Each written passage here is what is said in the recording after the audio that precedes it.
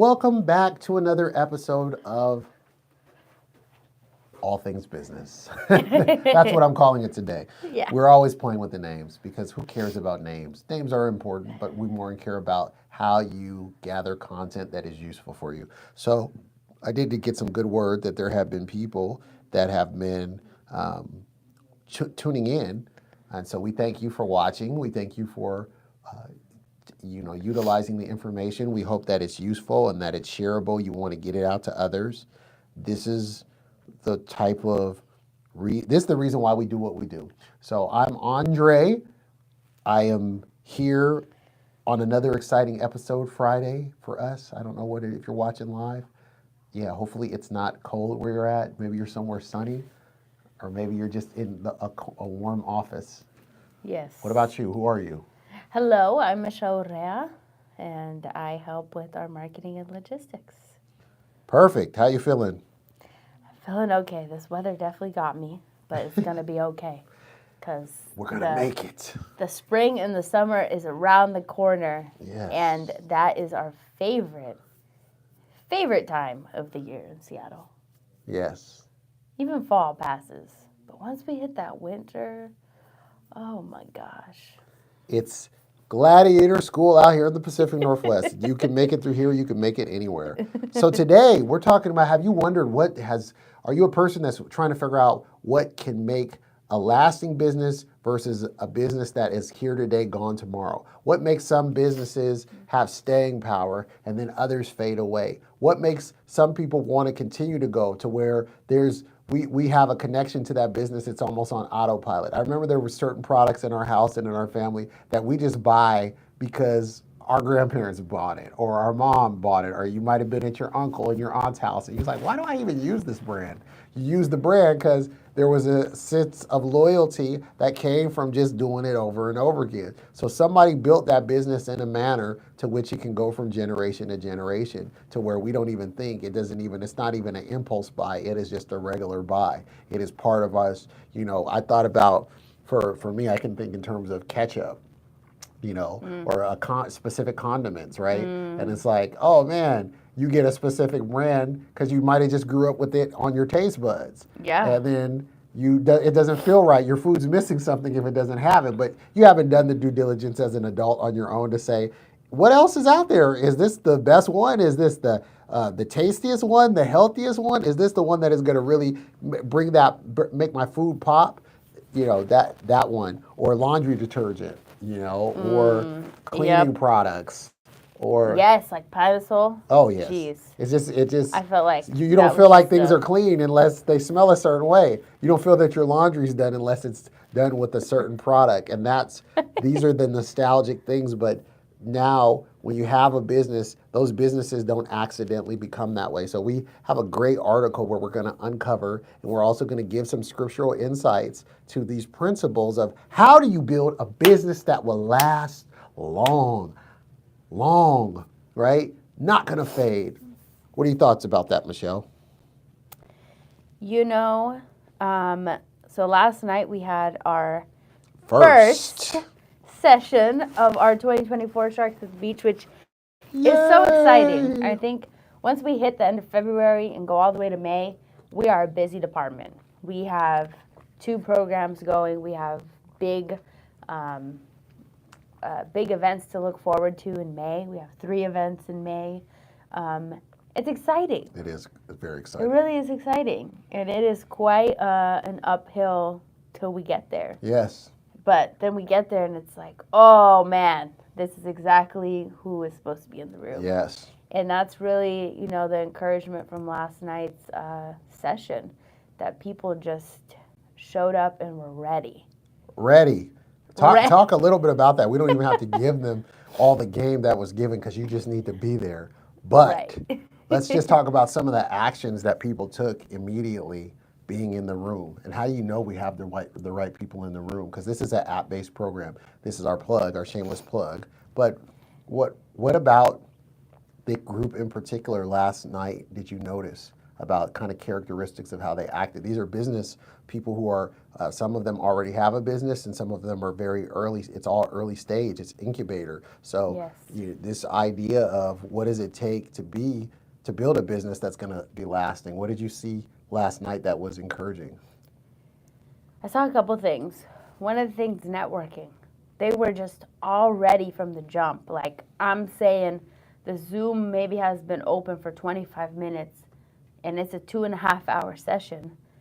And they're already talking about creating a book club off of this intro video we shared. Yes. And not only that, people went as far as buying the book immediately and buying the workbook that came with the book immediately, getting the audio book, and then people sharing phone numbers and times and days that they can meet in the chat for the book club out the gate. So we haven't even gotten to the actual content of session 1, and people are already talking about, okay, how are we going to take ourselves to the next level? We got 12 weeks, let's do it together. And I think that is a huge thing. I mean, entrepreneurship, there's room for everyone to be an entrepreneur if that's what you want to do. You know, it's not competitive. The preliminary signs that we saw of people ready to get at it, and that initiative, taking initiative, that being proactive, that to me speaks volumes, because how you start something is very important. It's more important how you finish it, but how you start, that laying that foundation is huge. So to show up early, on time, to show up ready to work, to show up active, to show up and be engaged, to show up and then immediately also take another step and say, hey, all right, let's take this, let's form a group, let's go. Hey, here's my number, people text me your number, let's go, let's build this, I already ordered it, and we didn't say order it. This is the beautiful thing. So I love seeing that, and we want people to be a part of a community that is going after it. This is the time for you to check your associations. This actually is a great pivot to the article. Can you say the name of the article? Because the first thing they talk about is kind of associations. Yes, so the article we're discussing today is from Forbes. It's 7 tips to build a successful and long-lasting business. All right. And this is another reason why I love Sharks at the Beach, because it gives you a chance to break down some of those misconceptions you have. Yes. And last night, I think we saw a lot of those come out. So many people, when we asked, okay, what were some takeaways from the video we just listened to? And a lot of people were like, wow, that is not the way I think about things. They were challenged in their paradigm. And okay, we'll just tell them the book. Should we just tell them? No, they don't get that. We don't get to tell you guys the book. Nah, you got to be in the group. Let's go. There's rewards for being diligent. Yeah, so the point is just like, they were just like, wow, okay, just listening to this interview already broke down some misconceptions. If I really read this book, yes, I need to read this book at this point to break down these misconceptions, because, and people agreed, people disagreed. I loved it. They were saying, I don't know if I agree with that. And that's what we want. We want the engaging in critical thinking. I think it was Henry Ford said that thinking is one of the most hardest activities to engage in, and that's why so few do it. I'm paraphrasing this idea that he's saying that thinking is really hard work. So that's why few people engage in critical thinking. They don't think. They just want people to tell them what to do. And we can't be reactive if we want to have a business that will have impact, that will build wealth, that will build a system, that will build for generations, that will create the opportunities and the value in which you're seeking to create for yourself. That's right. Yeah. Point number 1 in the article. What's the first thing they're highlighting? Point number 1 is hire the right people. Hire the right people. How important is hiring? And you know what? Hiring the right people starts with yourself. Yes. I mean, who are you? Yes. Who is running the company? Do some inventory. You have to be, I was just talking to these kids the other day about, because, when you're a child, $1 seems a lot. 10 seems a lot. 100 seems a lot. Yes. As you become an adult, 100 just doesn't seem as much. No, it seemed like it was just untouchable at that when you were small. But, I just looked at them and I said, guys, one of the best things you can do is, you don't want to be the one getting paid. No. You want to be the one paying people. Yes. Like, you want to run a company where you are being the one handing out the checks. Yeah. Okay? Because then you're giving people a piece of what you're making. And I was telling them about the movie on Nike, the huge principle of, and I've heard this from other multimillionaires who are business owners that say, hire people that are smarter than you. Yes. Surround yourself with people who are smarter than you. So starting in your own life, what you're just pointing out is the leader, as the person who is the leader, the founder of the company, the creator, the ideator, the visionary. First have you taken inventory of what you bring to the table? Do you have the right skills? And if not, what are the skills you need to acquire and refine? Then who are the people that you need to have around you that will help bring that to the next level? This is a key hire. I love the fact that it says a good hire will either make or break you, and this is real. There's a verse in Scripture that says, 1 Corinthians 15:33 says, "Do not be deceived. Bad company corrupts good morals," or ruins good morals. Wow. What's the other verse for that, for key hires and associations? Proverbs 13:20. Whoever walks with the wise becomes wise, but the companion of fools will suffer harm. Wow. So if you have people who are given to short tempers, you have people who are always triangulating, it's just a fancy word for gossiping, backbiting. If you have people around you that always come to you and they talk to you about their issue with another person and you put them on your team, that person becomes a virus. They become a sickness that is in the company, affecting the company, and they're tearing down everything that you're building because they don't have the insight and they don't have the vision that you have to keep cohesiveness and unity. So when you look at that, it's like bad company ruins good morals. People say, oh, those are just my friends. My friends do that, but I don't do that. Well, I couldn't tell the difference if you're associating with them, right? If you, the great late Jim Rohn said that you're the average of the 5 people you spend the most time with. And what do you think about that? I think that was crazy. Yeah. Andre said that to me last week. And I sat there and I thought to myself, who do I hang out with? Who are the top 5 people I hang out with? Realistically, it's my family. And I thought to myself, I love my family. To life. But I've been with them my whole life. Yes. That is all I know. Yes. And it just even gave me a reality check of like, you gotta go hang out with some new people. Hang out with some new people because there are things I gotta learn that other people know that my family doesn't know because we all grew up with the same mindset, same system, I gotta get out of it. I mean, God made a lot of us humans on this earth, and you got to know who to hang out with because there's people who will bring you down, like the scripture says, or there's people who will uplift you. So really take a look at who are the closest 5 people in your life that you spend time with. If you need to make an adjustment, make that adjustment. I love that contrast of the other verse, which whoever walks with the wise becomes wise, but the companion of fools will suffer harm. Are the people around exhibiting foolishness or wiseness? Wisdom is knowing the right thing to do and actually doing it, applying it. Wisdom is that ability to see the difference of decisions, the difference of ideas and the consequences they make, to recognize those fine distinctions and differences. That's wisdom. And to make the adjustment. Wisdom is you don't have to, they say experience can be one of the slowest teachers. I don't need to do fentanyl to figure out that it's bad. I don't need to do crime to figure out that it's bad. I can look at the consequences that have happened in other people's lives and I can assess and say, so when you talk about the team that you have, who's on your team? Who are you keeping? Are they wise or are they foolish? Are you exhibiting wisdom as a leader first? And then are those that you're hiring, is it a wise decision and are they bringing cohesion and are they bringing growth and multiplication? Are they bringing division and subtraction? Addition and multiplication is what we want. We don't want division and subtraction. That's the only math we want in our life. It's simple. This other part of the article says, find a loyal adversary. I love it. A loyal adversary.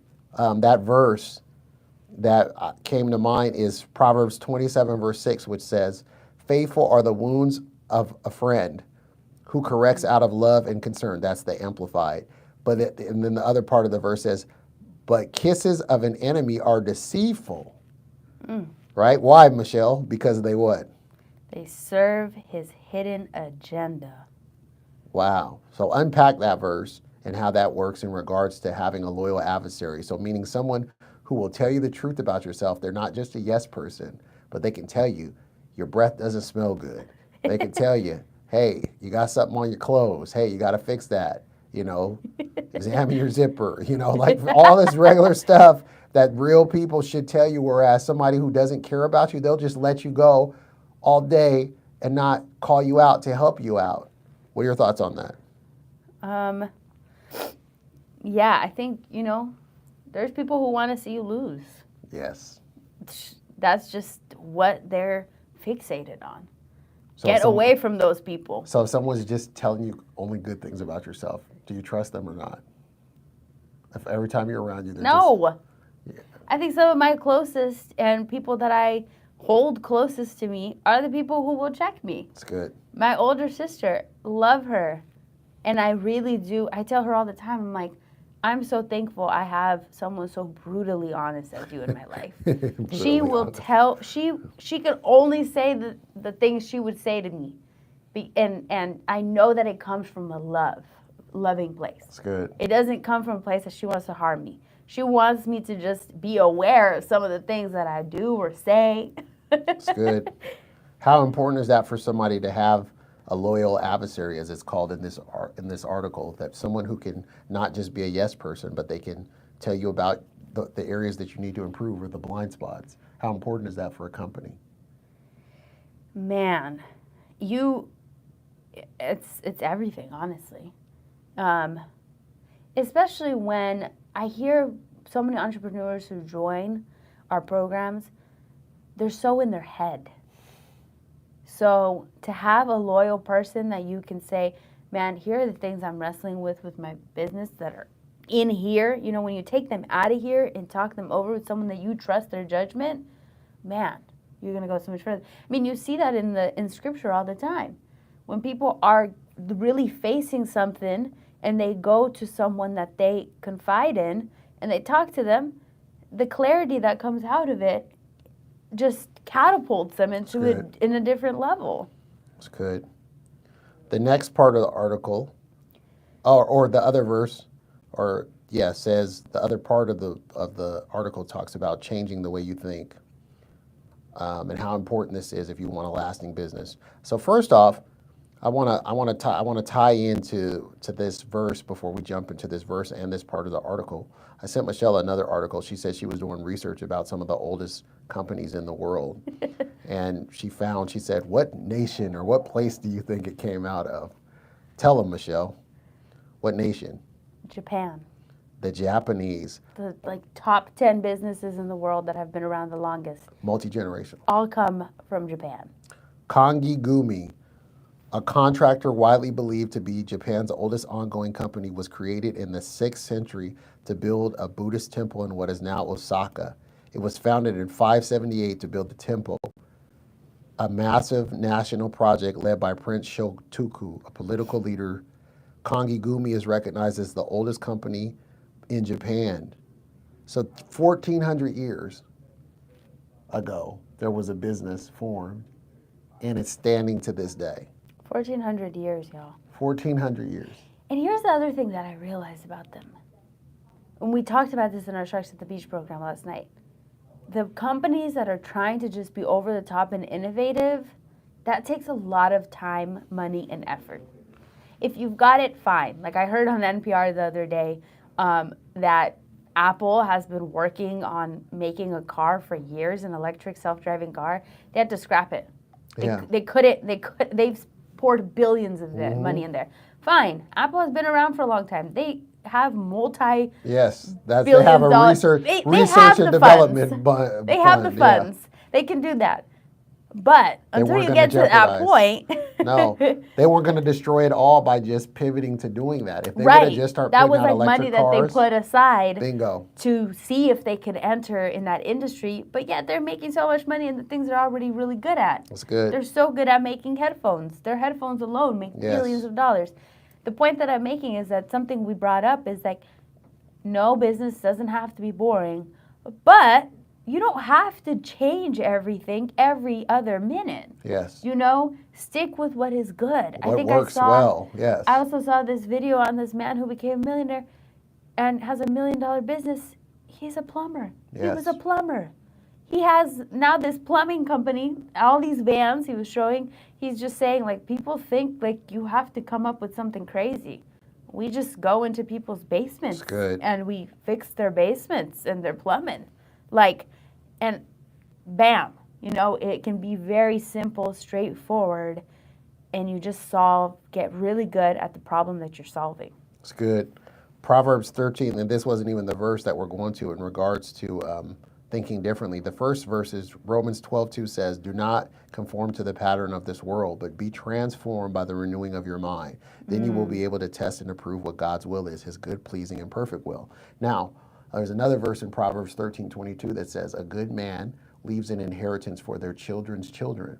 And it's funny because I thought Solomon, who's writing that, was stuttering when I first read that. I was like, why do you write children's children? Like, no, your children. Then I was like, oh my gosh, he's talking about grandchildren. So he's speaking to at least 3 generations. He's saying a good person in God's eyes is someone who lives, acts, plans, and builds multi-generationally. They build from generation to generation. And even when God introduces himself to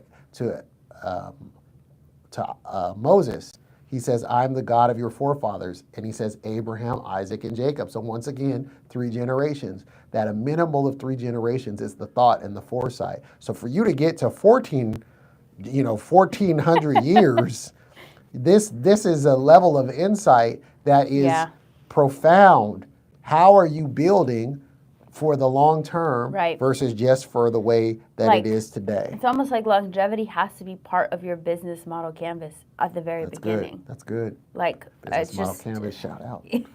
You just have to think of that when you're, and there were some great questions last night in the session. It was, you know, what is one of the things that you fill out in the business model canvas that kind of gives you, if you can't fill it out all the way, you know, how do you, then you know that that's not a great business. It's good. You know, and it's different for every business, right?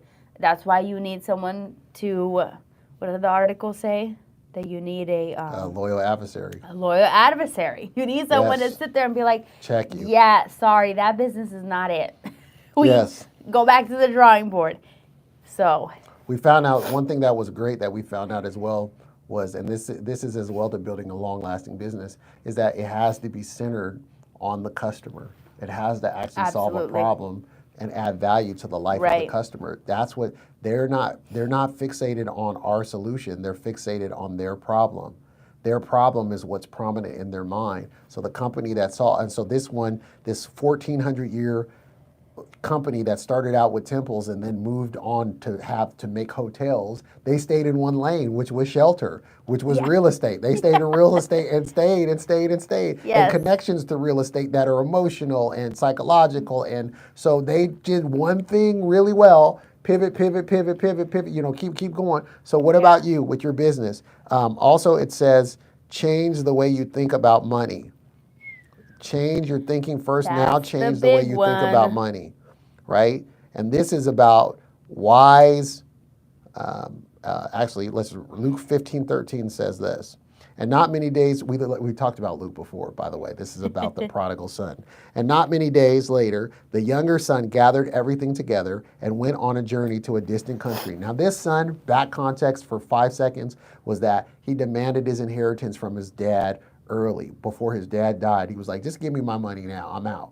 And his dad gave him the inheritance that he would have gave him later, and he went out. He thought he was ready. And not many days later, which means immediately, the younger son gathered everything together and went on a journey to a distant country. And there he squandered his estate in wild living, in a wild, riotous way. So he immediately went to foolishness, right? So Proverbs 22 verse 7 says, the rich rules over the poor, and the borrower is the slave of the lender. So it's powerful because with every decision, every dollar that you are earning for your business, you have two decisions with how you take that, what you do with that dollar. You actually have three decisions, but you can, in regards to how you care it. And I said these are two main categories. You can spend it wisely, or you could spend it foolishly. If you spend it wisely, then you're investing and you're creating assets and you're building out for the future. An asset is whatever feeds you or pays you. If you are spending it foolishly, you're spending it for liabilities, for things that are eating you and taking away from you, but they look good for everybody else. So people will compliment, oh man, you've got the new blah, blah, blah. Oh, your blah, blah, blah is fire. Ooh, to be known for the blah, blah, blah that you can share online with everyone, and you can, I don't know, maybe you consider yourself an influencer. Maybe that's part of your business model. But if it's an asset, the marker of it will be that it's adding and multiplying to your income, to your bottom line, to your profit, right? So, and then the foolish spending is not so. Proverbs 13:11. Can you read that verse, Michelle? Yes. Wealth obtained by fraud dwindles, but the one who gathers by labor increases it. There's two categories of spending: wise spending and foolish spending. It's good.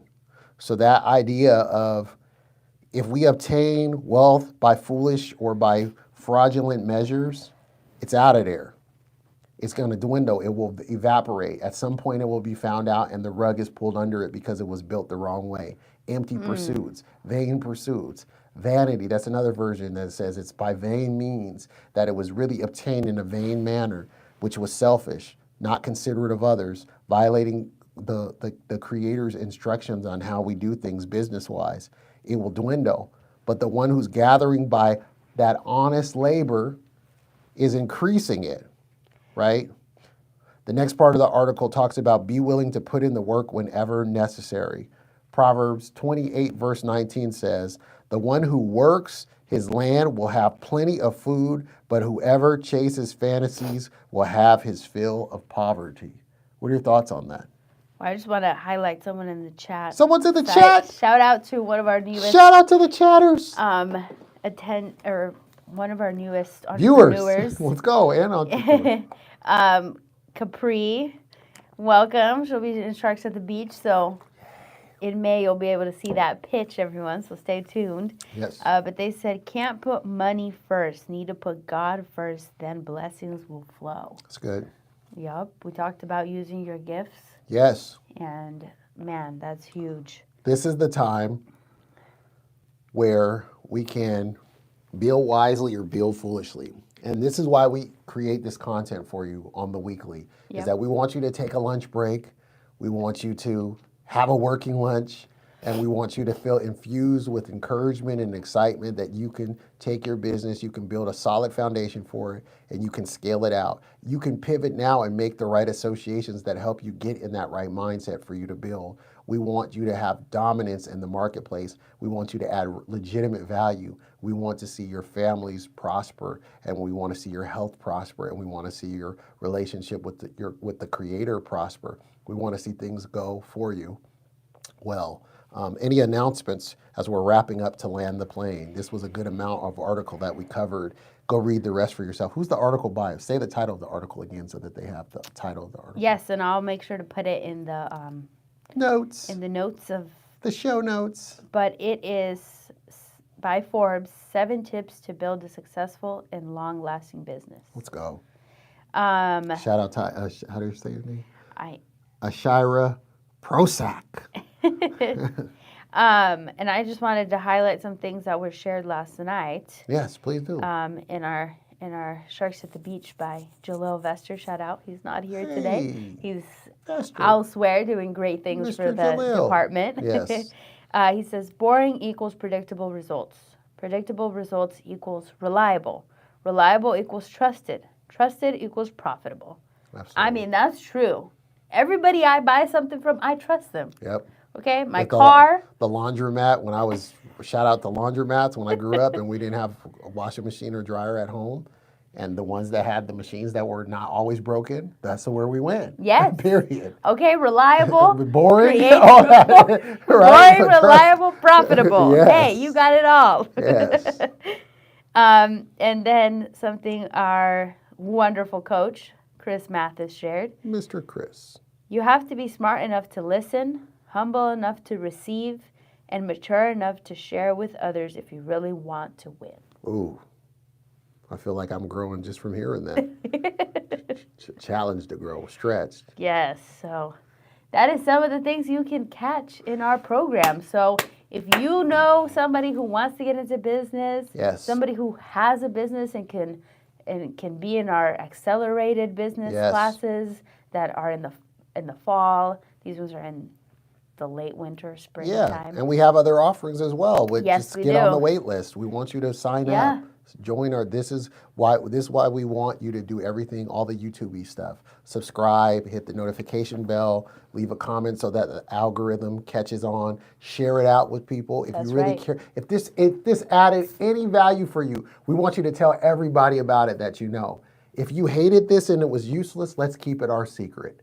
That'll be our deal, right? Hey, given from the chat, this was, we got some amen, some hallelujahs. All right, let's fire. do it. Let's do it. Let's do it. And shout out to Sirwa, our winner from last year, for joining us live today and royalty being active in the chat. We thank you for joining us. We miss you. We know you're doing good things. Yes, we know you're doing great things because we expect great things, nothing but great things from you. Because that's right. That's what you always bring into the room. We love it. So thank you guys for tuning in. We will be back.